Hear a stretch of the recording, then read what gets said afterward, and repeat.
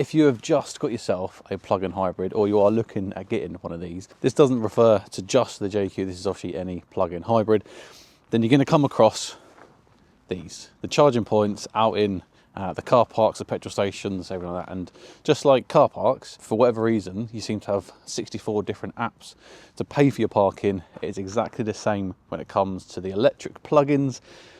There's so many different companies that have them installed that you need lots of different apps. So today I'm going to take you through how to use the PodPoint charging for your plug-in hybrid vehicle.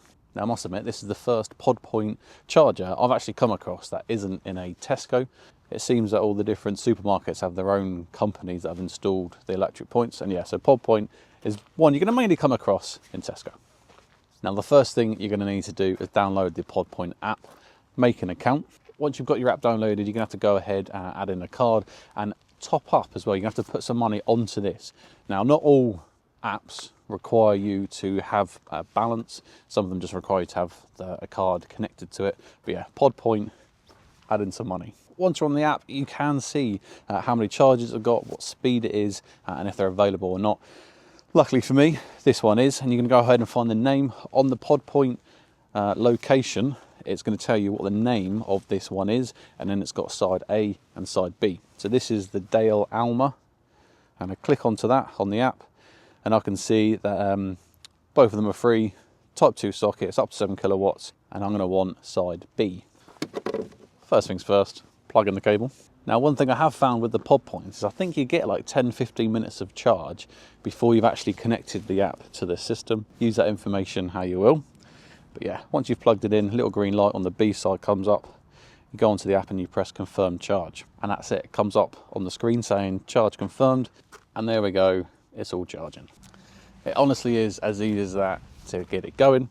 Now, to disconnect once you're done from your shopping or the car is fully charged, there's a couple of different ways of doing it. So as we can see there, it is charging. We've got 1 hour 47 left and it's doing about 5 kilowatt hours. But yeah, to disconnect, going to come into the infotainment screen, new energy. Now up the top there, it does say end charging. Now if you don't jump in the car and press that end charging, you won't be able to pull out the connector. So very important, with PodPoint, you've got to come into the car and press end charging. But yeah, simple as that. It's come off the screen now, and now the internal locking pin has released. Take it out from there, put the cable away and drive on. I must admit, the first time I used the PodPoint charger, it did confuse me slightly because the other chargers I'd used, I didn't actually need to go into the car to press end charging. But yeah, you live and learn, and you make videos about it and let everyone else know.